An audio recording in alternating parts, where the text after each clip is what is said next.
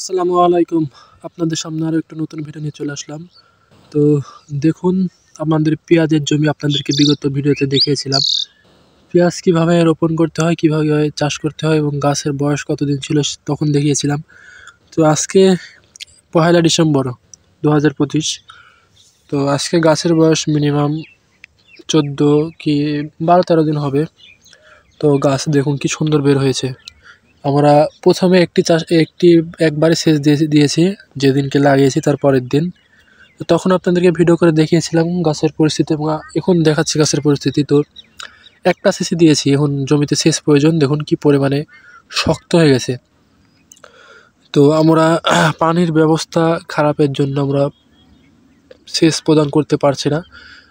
তো দেখি আগামীকাল অথবা পরশু আমরা সেচ দিতে পারি জমিটি। তো আপনারা কারা কারা পেঁয়াজ চাষ করেন অবশ্যই একটু জানাবেন।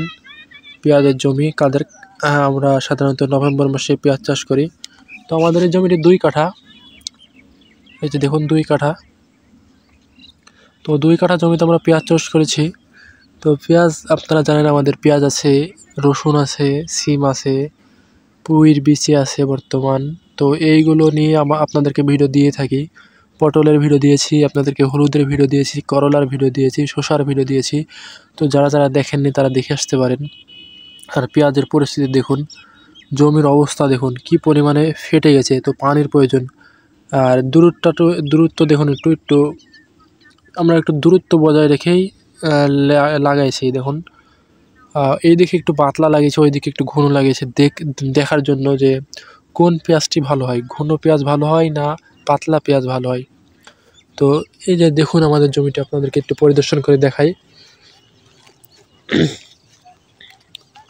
তো পানির প্রয়োজন, প্রচুর পরিমাণে পানির প্রয়োজন। তো আমরা আবহাওয়া অত্যন্ত খারাপ রাজশাহীতে বর্তমানে, কুয়াশা পড়ছে দেখুন, আবহাওয়া একদম নর্মাল, সারাদিন এরকম চলছে আজকে বর্তমান।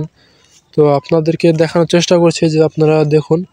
আর জমিতে দেখছেন, আপনারা খেয়াল করছেন কিনা জানি না, আমাদের জমিতে কিন্তু আগাছা নাই। তো আগাছার জন্য আমরা বিষ ব্যবহার করেছি পেঁয়াজে এবং রসুনে। তো দেখুন একটু আগাছা নেই। তো আপনারা জেনে থাকবেন যে আগাছানাশক অনেক বিষ রয়েছে যেগুলো স্প্রে করলে পেঁয়াজ এবং রসুন অনেকটাই লাভবান হয়। তো আপনারা অবশ্যই চেষ্টা করবেন লাগানোর পূর্বে স্প্রে করার, তাহলে অবশ্যই ভালো হবে। তো ছাই দেওয়া হয়েছে জমিতে, ছাই আপনারা চেনেন কিনা, যেটা চুলাতে রান্না করে যে ছাই হয়, সেই ছাই দিলে আপনার পেঁয়াজ এবং রসুন ব্যাপক উপকারী। তো আপনারা চেষ্টা করবেন পেঁয়াজে অথবা রসুনে ছাই ব্যবহার করার। ছাই অনেক রকমের শক্তি প্রদান করে এবং বিভিন্ন ধরনের আপনার ঘাস থেকে বা আগাছা থেকে রক্ষা করে। তো সবাই ভালো থাকবেন, সুস্থ থাকবেন এবং পরবর্তী ভিডিও কী নিয়ে চান তা অবশ্যই কমেন্ট করবেন। আল্লাহ হাফেজ।